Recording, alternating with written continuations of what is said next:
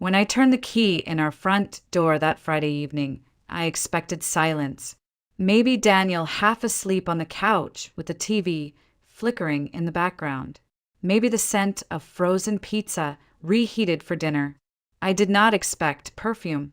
Sweet, floral, unfamiliar, hanging in the air like a whisper I hadn't been meant to hear. 3 hours earlier, I had still been at Judith's house, my mother-in-law's little white cottage on the edge of the marsh. I'd planned to stay through the weekend like I often did. She wasn't feeling well that morning, complained of her blood pressure acting up. But then just after lunch, she insisted I go. "Claire, I'm better now. You go on home to Daniel." Men without supervision? Trouble waiting to happen, she joked, smiling that half-knowing smile.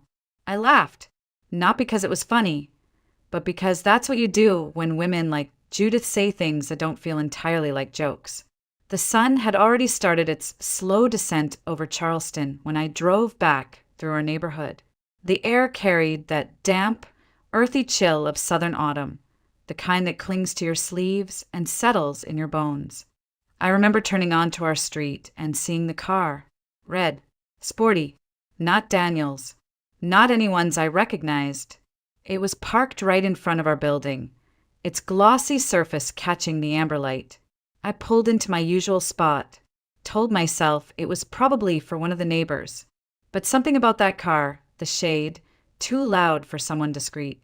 The kind of red you pick when you want to be noticed. I took the stairs instead of the elevator, not because I was in a hurry. I had a feeling. Halfway up, I heard it. A door closing. Fast footsteps on tile. The elevator pinged above me, and whoever it was, they were gone. Inside our apartment, everything looked normal. The shoes were in their place. Coats hung neatly. Nothing out of order. But I could feel it. That subtle dissonance, like someone had moved the furniture half an inch to the left and pretended nothing changed. I set my purse down, took off my coat, called out, "Daniel." My voice didn't echo like usual. He appeared a moment later from the hallway, shirt wrinkled, hair mussed like he'd just rolled out of bed, not like someone enjoying a quiet evening alone. "Claire, you're home early."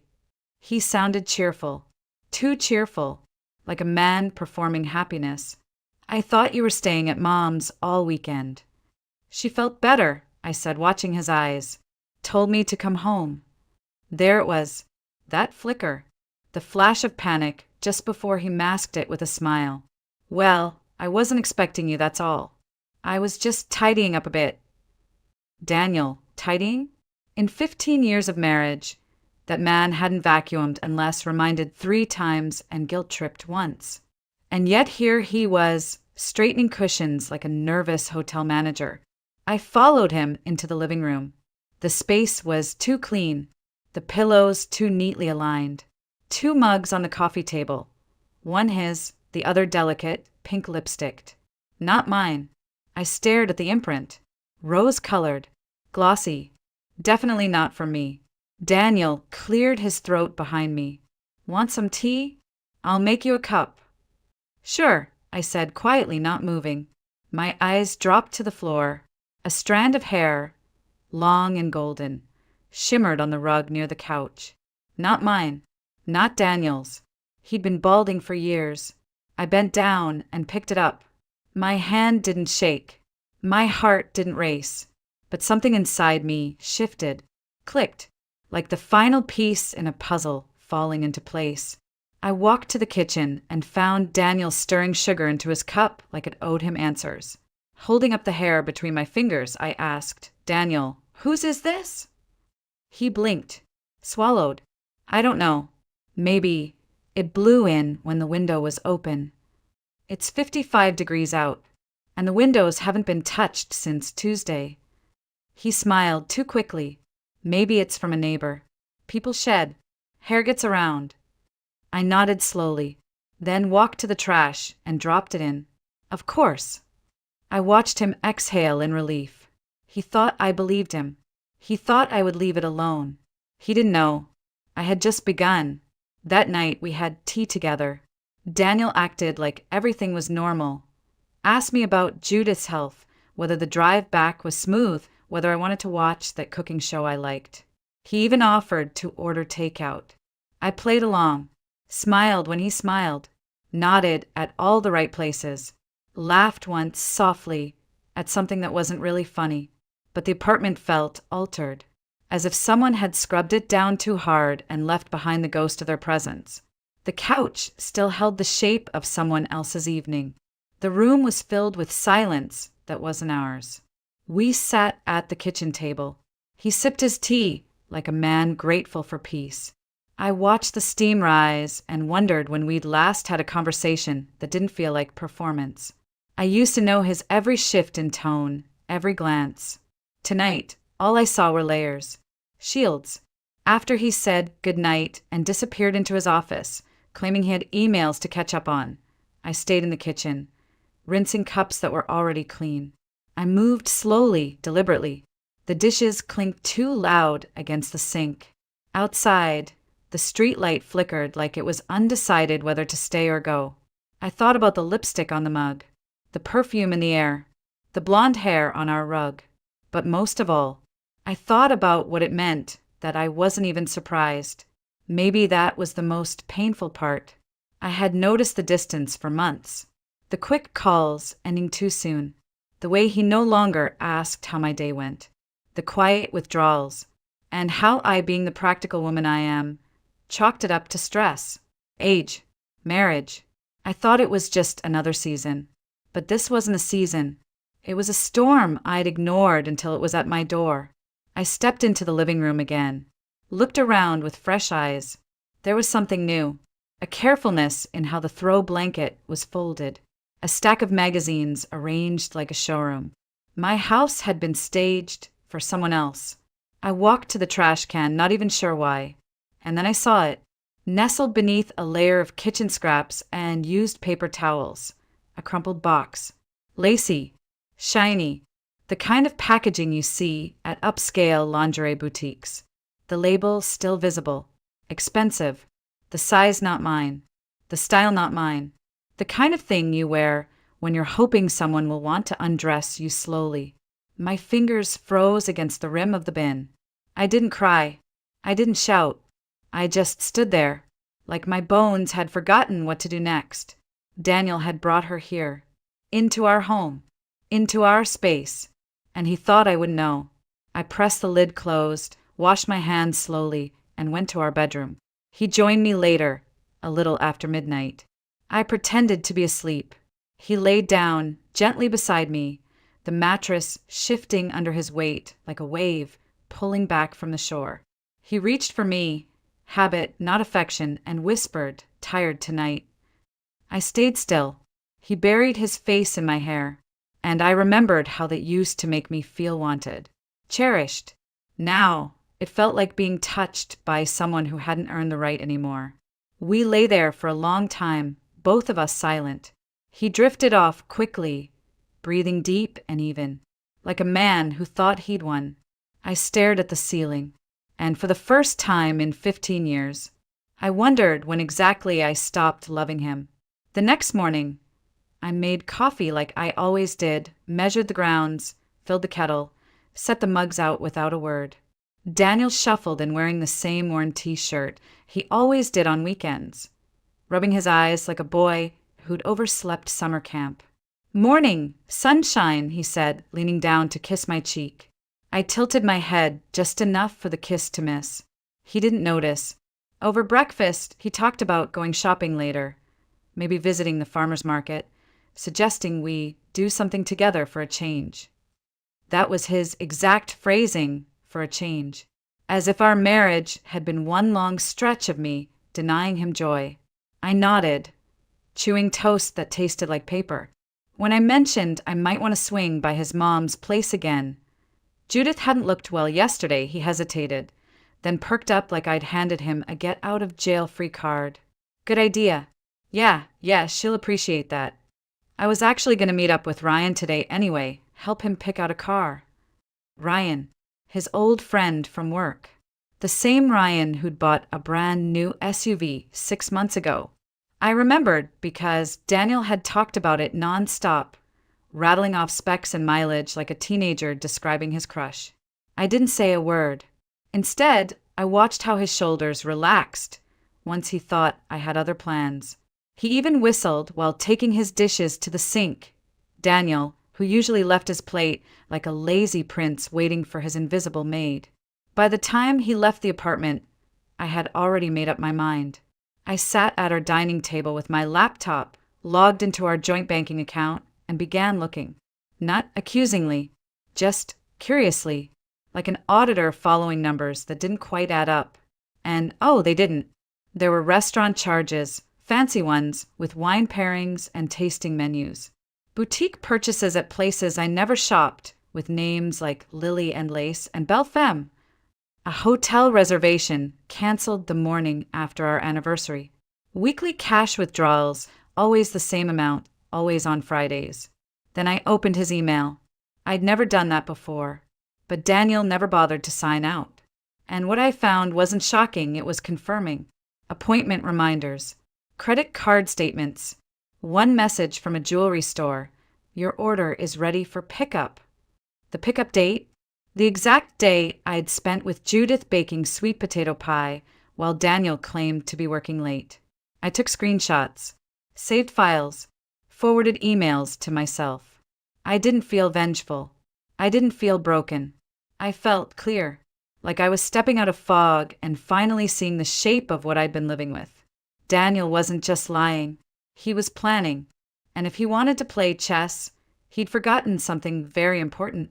He wasn't the only one who could think 4 moves ahead. By Sunday afternoon, I found myself standing outside a luxury car dealership in the heart of downtown Charleston. Sutton and Von Auto, the glass sign read, sleek and modern, all sharp lines and mirrored polish.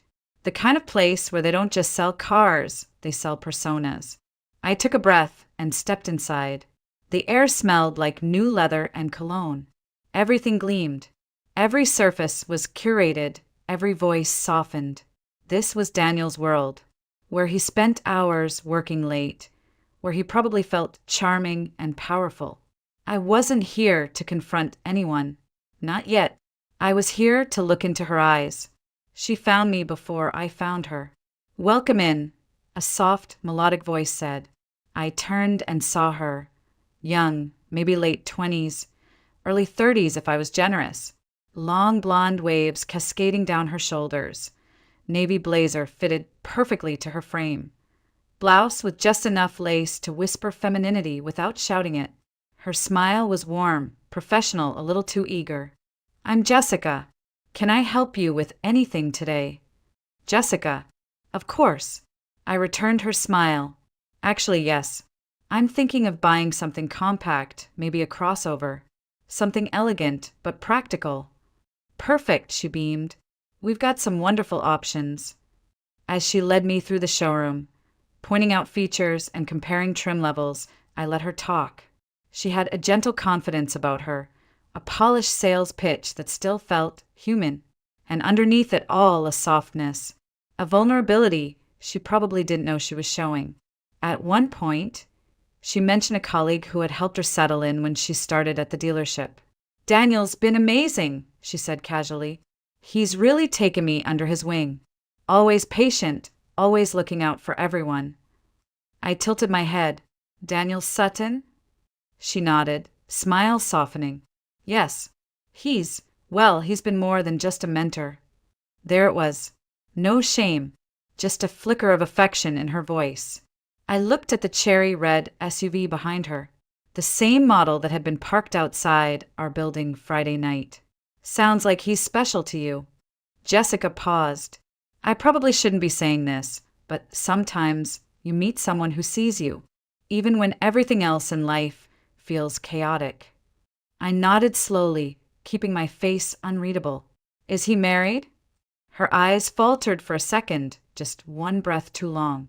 "Technically, yes, but he says it's complicated. They've been more like roommates for years. He says she's career-obsessed. Cold. Doesn't want kids.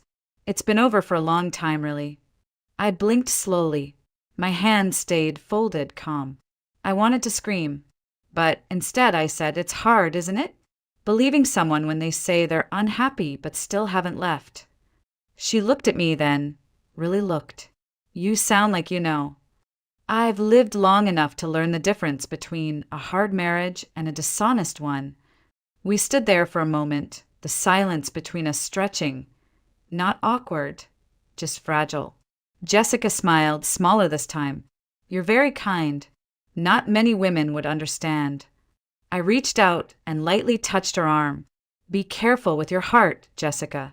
Some men wear honesty like a costume. The moment the lights go out, you'll find yourself alone in the dark. She didn't respond, just nodded slowly. I turned toward the door. Thanks for your time. I'll think it over. Of course, she said, her voice barely above a whisper. Come back anytime. As I walked out of that spotless showroom, I realized something. She wasn't a villain. Not yet. She was just a girl, still clinging to a story someone else had written for her. I packed a suitcase that night, neatly, methodically, just the way someone would if they were actually traveling for business. I even printed a fake itinerary, slipped it between some files, laid out 2 tailored work outfits and 1 sensible dress. Nothing flashy, nothing that would suggest revenge. When Daniel came home, I was folding my charger and slipping it into the front pocket of my bag. He looked startled. Where are you going? I told you last week, I said, not even looking up. There's a 3-day audit in Colombia. They bumped up the schedule. I leave in the morning. Oh, he said, trying to sound casual. You sure you have to go? You've been running yourself into the ground lately. I zipped the bag. That's the job, remember? He hesitated, then smiled. Well, maybe some time away will be good for both of us. There it was, the relief. So faint you'd miss it if you weren't looking for it. But I was. I saw the way his shoulders settled, the way his hand slipped into his pocket to check his phone the moment he thought I wouldn't notice. I didn't sleep that night, not because I was angry, but because I was calculating. By 8 a.m., I rolled the suitcase to the car and let him kiss me goodbye at the curb like the loving husband he believed he could still pretend to be. He waved from the porch. I smiled from the driver's seat, and I turned the corner 2 blocks away, parked near a little cafe called Rose and Thyme. It was the kind of place you could sit for hours with a laptop and no one would ask questions. I ordered a coffee, opened my email, and waited. I didn't have to wait long. At 10:04 a.m., my cell buzzed. Hey, sweetheart, Daniel said, syrup in his voice. Train ride going okay? It's fine, I replied. Just past Columbia, I think. I lied with a straight face, watching the window beside me reflect the same sidewalk bench and lamppost I'd been staring at for an hour. Miss you already, he said. Take care of yourself. You too, I whispered and hung up. 15 minutes later, my work phone rang. Hi, this is Jessica from Sutton and Vaughan. We met yesterday. I knew exactly who it was. I remember, I said warmly. Sorry to bother you on a Sunday, but Daniel asked me to check in about the SUV you liked. He said you might have questions. I leaned back in my chair, heart suddenly quiet. That's very thoughtful. He's not working today, is he? No, he's off, she said quickly. He told me he's free all day. She paused, as if she realized something too late. He's free all day, I smiled into the phone. Well, I'm out of town until Thursday, but I'll stop by after I return. After we both hung up, I sat in silence for a long time. He'd cleared his schedule for her, and she thought he was doing it for love, but he was doing it for convenience. And I was about to make it very inconvenient. I didn't go to Columbia. Instead, I drove straight to Judith's house. The old brick bungalow hadn't changed much in 20 years. Same azaleas along the porch. Same crooked mailbox with the brass DS initials from when Daniel fixed it during our first Christmas together. Back then, Judith used to call him her golden boy. Now I wasn't so sure. She answered the door slowly, leaning on her cane. Back so soon? Plans changed, I said softly. Her eyes searched mine. You didn't sleep last night. I didn't respond. Instead, I reached for her hand and guided her to her favorite armchair, the one near the window. I sat across from her and took a long breath. I think Daniel's having an affair. She blinked once, then twice, then looked down at her lap. After a long silence, she said, "No." I stiffened. "He told me a few weeks ago," she continued. "Said things weren't working between you two. That he'd met someone who made him feel alive again. He made it sound poetic." "And you didn't tell me?" She winced. I didn't want to believe it. Thought maybe he was just venting. Or confused. "You've always been the steady one. And Daniel, well, he was never very good with stability, was he?" I swallowed. My mouth felt like it was full of cotton. "I'm not here to ask for loyalty," I said. "I just need you to know what I'm about to do. I'm not doing it out of revenge. I'm doing it to protect myself from being erased." Judith nodded slowly. "Tell me what you need." "Nothing. Just don't warn him." She looked out the window for a moment, then whispered, "I won't." I left her with a kiss on the forehead, and for the first time in months, her eyes looked soft again, like the woman who once sewed my hem on our wedding day. Then I drove across town to the tiny floral shop where my best friend, Marcy, worked. Marcy had known me since college. She was the only person who'd seen me sob over term papers, toast my engagement, and talk myself out of divorce at least 3 times over wine and microwaved lasagna. When she saw my face, she didn't ask questions, just pulled off her apron, locked the shop door, and brewed a pot of lemon tea like it was medicine. I showed her the screenshots, the receipts, the forwarded emails. She didn't say, "I told you so." She didn't pity me. She leaned back and said, "Okay, so how do we break him?" I laughed, actually laughed, for the first time in days.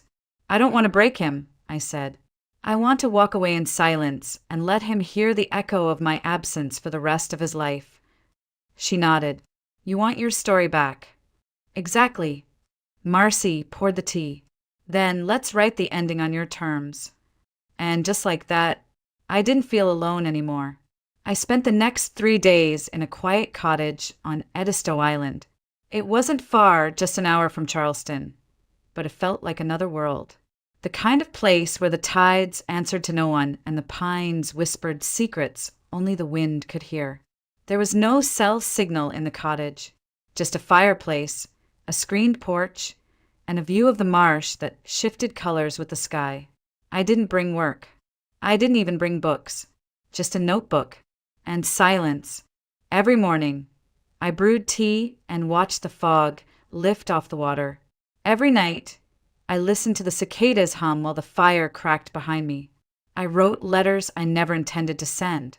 To Daniel, to myself, to the girl I used to be before I became someone's wife.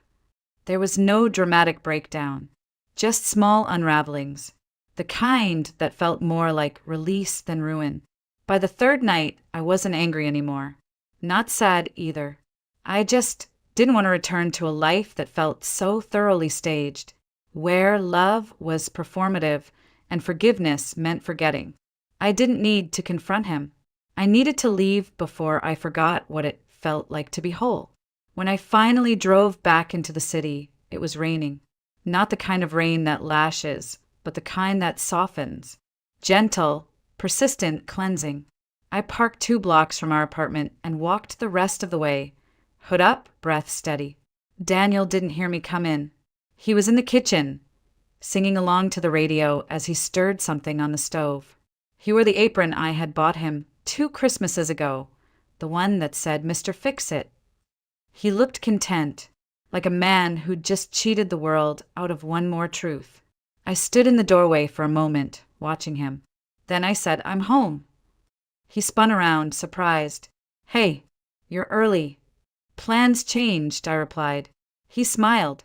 "I made chicken piccata. Thought I'd surprise you when you got back." I nodded, placing my umbrella by the door. "Thanks." He hesitated. "You okay?" "I will be." He came closer. "I missed you." I met his eyes. "Did you?" Something flickered across his face. Confusion, maybe. Or guilt.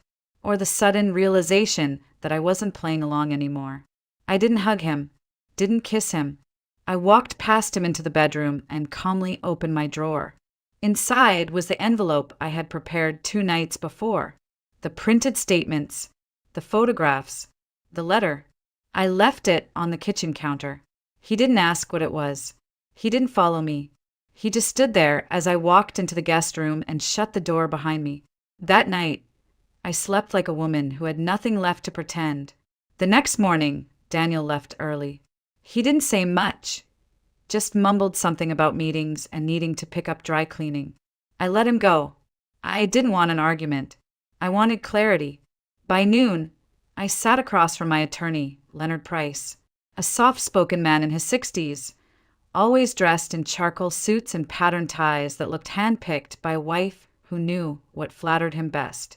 He reviewed the envelope I'd handed over, screenshots, financial records, time-stamped texts from Jessica's dealership email.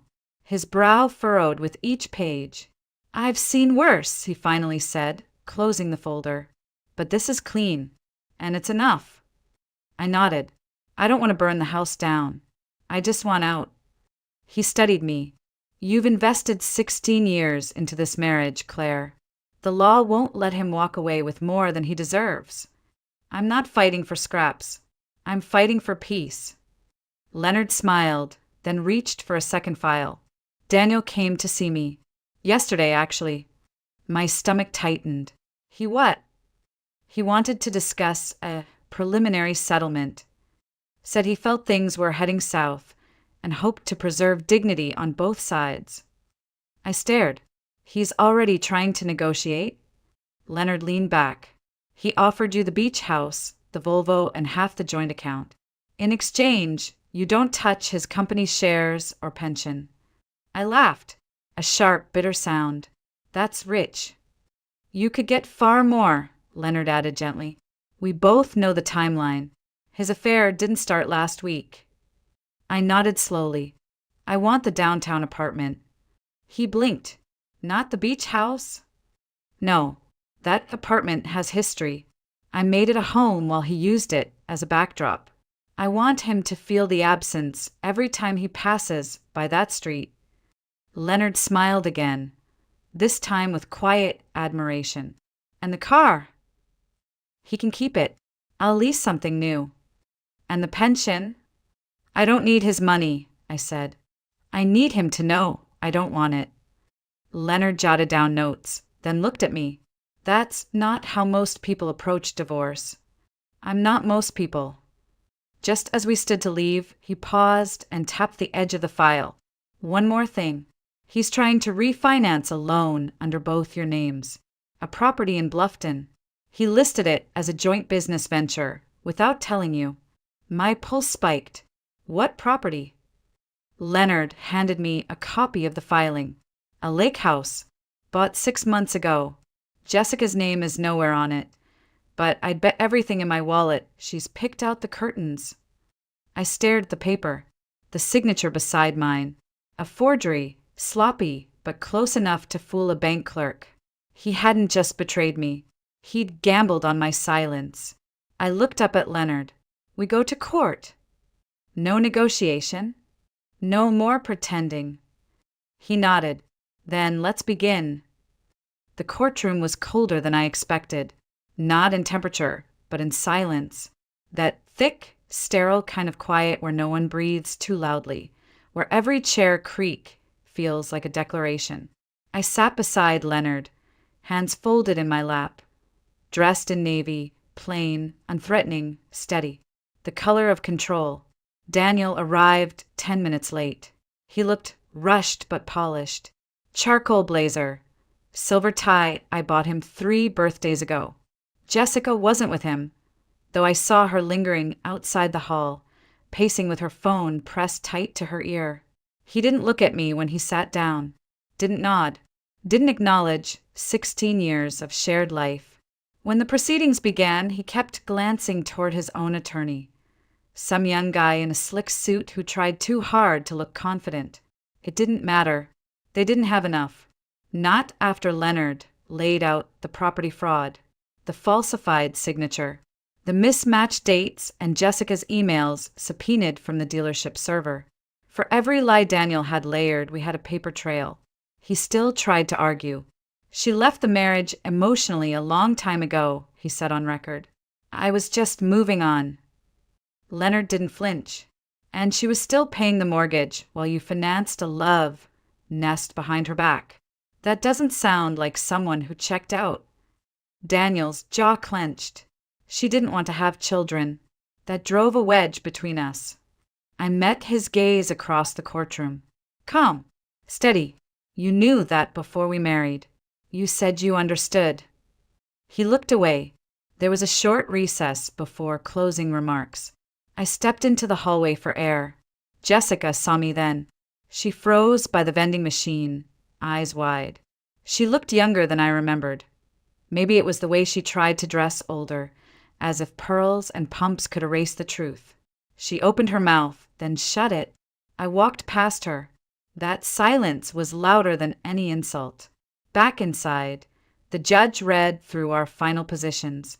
Leonard requested full ownership of the downtown apartment, spousal support waived, and an injunction against any future joint loans.